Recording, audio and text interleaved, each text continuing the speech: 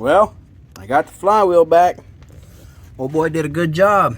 He had to waller that out because it took a smaller bearing. This is the bearing that would set down in there. So I couldn't get a bearing with this center size that big because obviously there's no room for bearings there. You know, it had to be some kind of a needle bearing thing. And, you know, they just didn't make anything for it.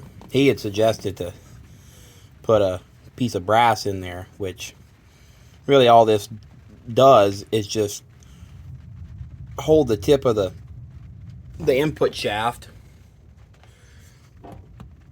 to where there's not a bunch of the clutch isn't bearing down on the end of that shaft. So, you know, like in pickups, you know, old pickups that had manuals, they just had a little piece of steel that beat into the back of the transmission, back of the engine. So, but I figured it was there, and by the time he made a brass bushing, he could do this. So, did a really good job. So I'm very happy with it. The other shop resurfaced it for me. So this is ready to go in. The teeth on this thing is immaculate.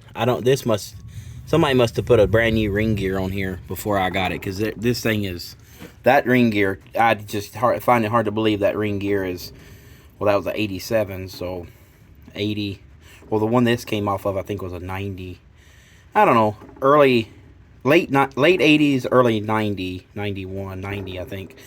So I find it hard to believe that thing's 35 years old. So, but that's good. That's awesome. So I'm glad, very happy. He had me a little concerned the first shot because they said that they were wondering if this was the old style where I guess this piece here that fits down in that hole would be bigger. And but it ain't. It fits in there. I was kind of sweating bullets until Daphne just got back home with it. So pretty happy that it's the right one. So good to go.